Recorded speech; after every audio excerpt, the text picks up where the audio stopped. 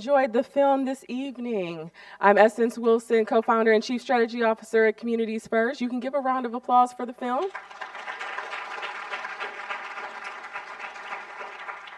So I'll ask you to just stay for a few moments to hear from our guest speaker tonight. There is a lot to unpack in this film, and she's going to help us to process some of it. Be sure to stick around because after that, we will announce our prize winners.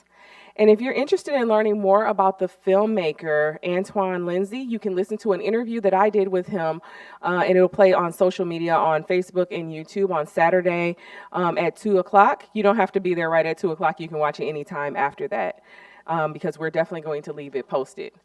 So it looks like you all enjoyed. You might have some questions, some thoughts, need a little help thinking through some of the things that happened. So we're going to have Deidre Scott come up, and she's going to share some remarks. Okay. She's got a fan club. I love it. I love it. So Deidre Scott is a licensed professional counselor who believes she is privileged to help trauma survivors overcome barriers which prohibit experiencing life at its best. Her work is holistic and client-centered. She is trained in and uses a variety of theories and interventions to facilitate healing and personal goal achievement. Deidre came highly recommended to share remarks for this film and kindly agreed to join us to share her insights. My initial conversation with her was energizing and uplifting, and I hope that her comments leave you feeling the same. So I'm going to leave you in the very capable, healing hands of Miss Deidre Scott.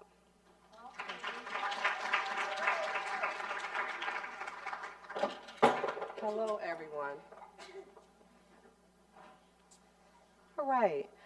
The first thing that I'd like to do is to take a moment for our ancestors, those who came before, and just take a moment. Take a moment and acknowledge them. So.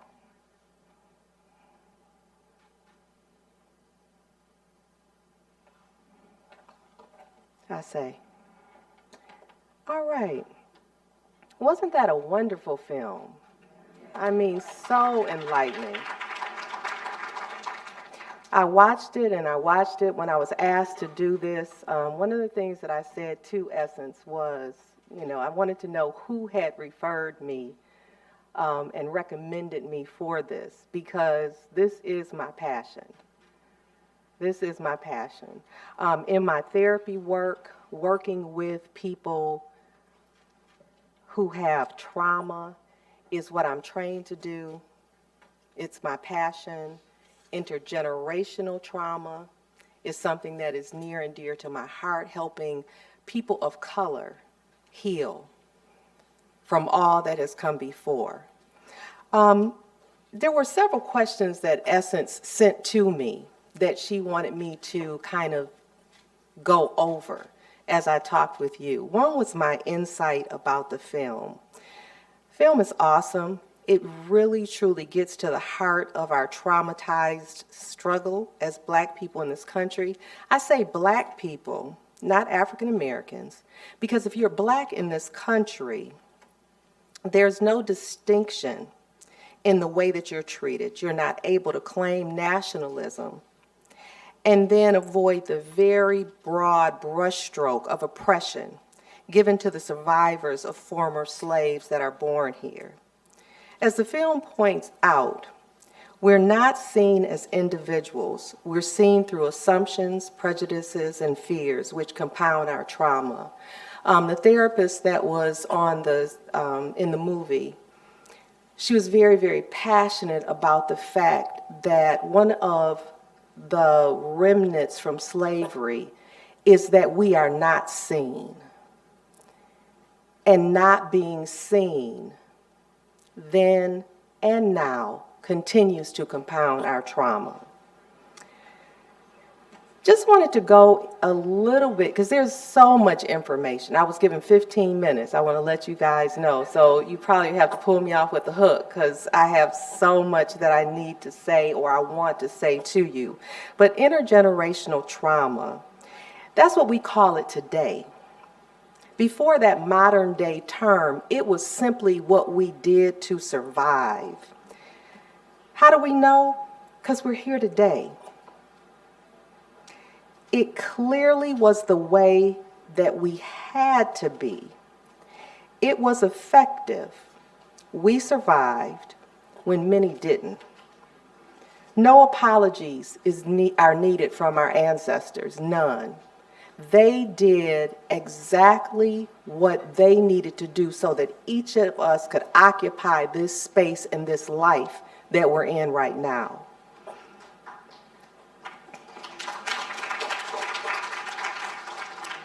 After 1860, as far as we know, there were no more Africans brought to this country for the purposes of slavery. And that's a whole discussion within itself. The Clotilda, the slave trade was over in 1860. There was the last ship that went to Africa and stole back into the country. But again, that's a whole other discussion, and I got 15 minutes. But 1860, no more Africans were brought to this country. This is really key because at that point, the knowledge of our heritage, culture, language, and our greatness was effectively suppressed. After that, our knowledge was provided by our oppressors. We were cut off from our past, and our present and future were cloaked in fear and darkness. We were at the whim of those who viewed us as their possessions, as animals. As the film points out, we were brutalized, tortured, beaten. Our silence was a tool to survive. Suppressing our humanity was necessary to endure the inhumanity. Every decision was effectively one of life or possible death. Today, racism doesn't allow us to move past survival mode. Survival mode. Many people in the film talked about the notion of surviving as opposed to thriving.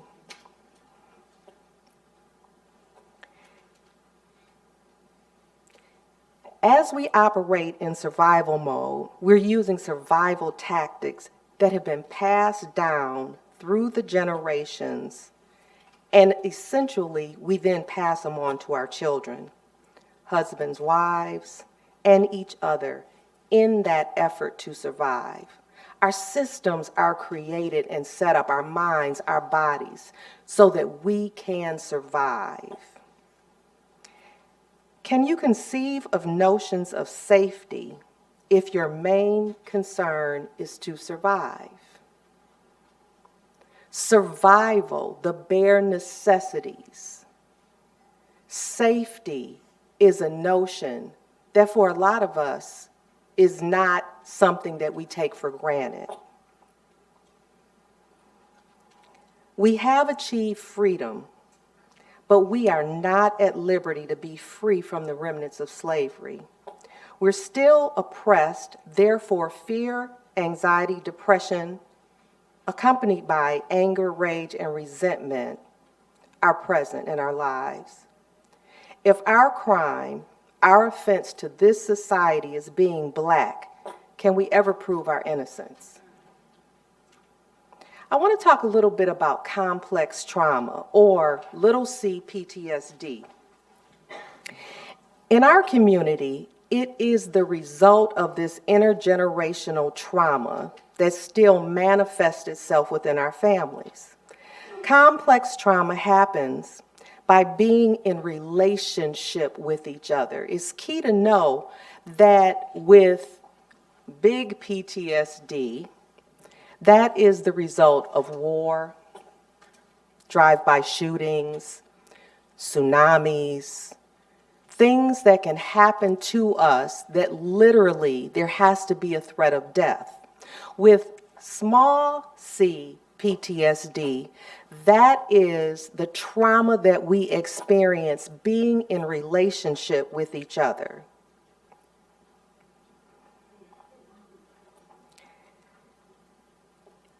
Small c PTSD is what the victim experiences as a result of emotional, psychological, or physical abuse. Since we're all sum totals of our life experiences, complex trauma in the Black family includes the intergenerational trauma that we share and pass down through our children, specific examples of how we may unknowingly traumatize our children. And this was one that Essence wanted me to flesh out for you. How do we unknowingly pass on trauma to our children? It happens when we embody the self-energy of the overseer and the slave owners. Imagine that we, through our parenting styles, have embodied the self-energy from the overseers and the slave owners. When does that happen? When we don't nurture or encourage our children. When we only criticize. When we devalue our children with words like, don't nobody want you. Don't nobody care about you. You'll never amount to anything. When we push our children to overperform with words like, you have to do twice as much to get half as far in this world. Our children come away with that notion and that idea that they have to be perfect, and perfectionism is killing us because it doesn't exist.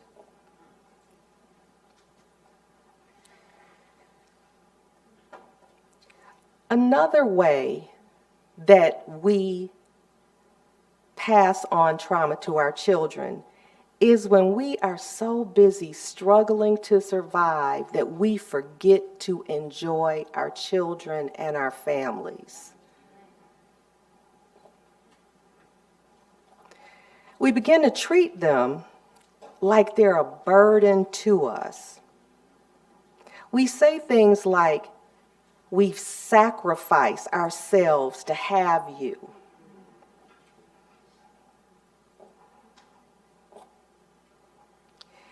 It makes them feel like they should be grateful to us and should live their lives for us, or as we say. Now, if that doesn't come from slavery, I stole you, I bought you, I brought you through the Middle Passage. The film talked about that long period of time, for anywhere from 3 weeks to a year, to get here in deplorable conditions.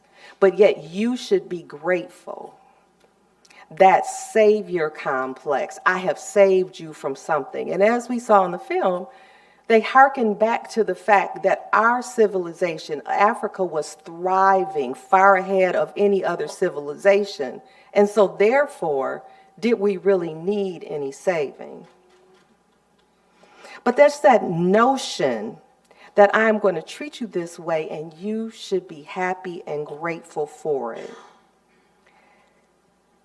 When our children's value also is in doing and not being, the value that you bring to me as your parent, the value that you bring in this household is in what you do. How many of you can relate to that?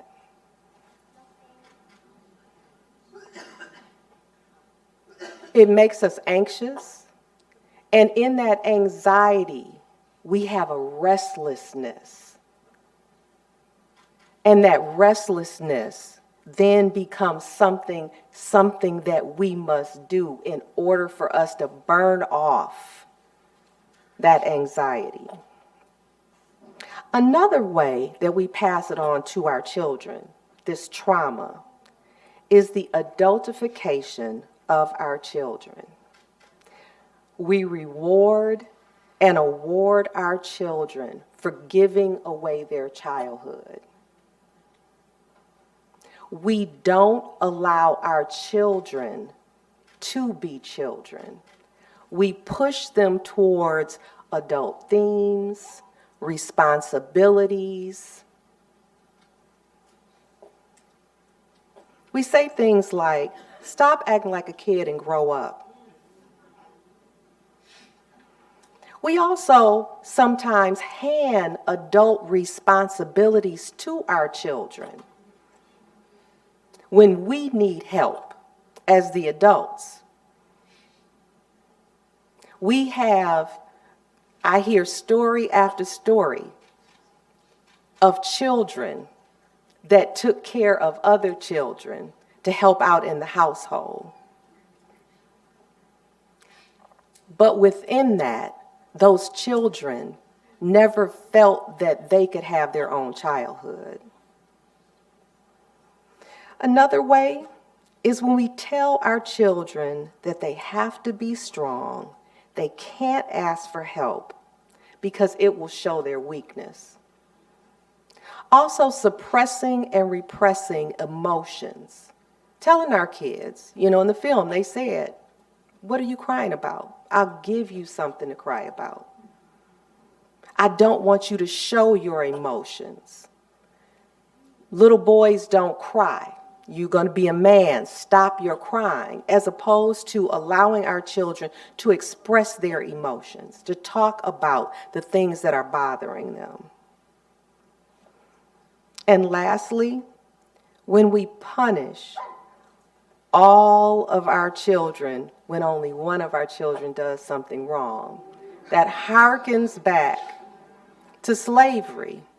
It was a way of manipulation and control. It kept everybody on the plantation, because remember, there was, limited overseers, there were limited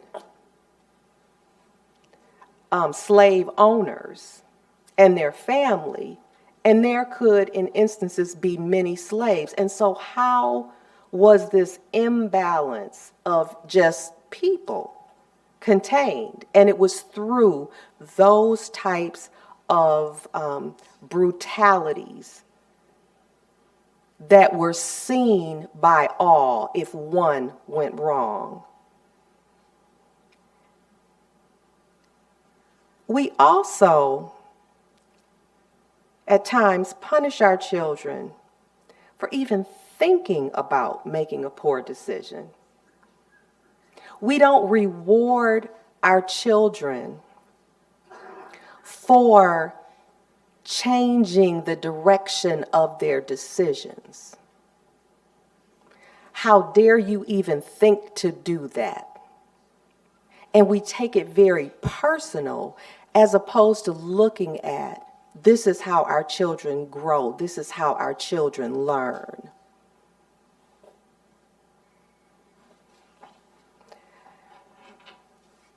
So, I think I might have a couple of minutes left.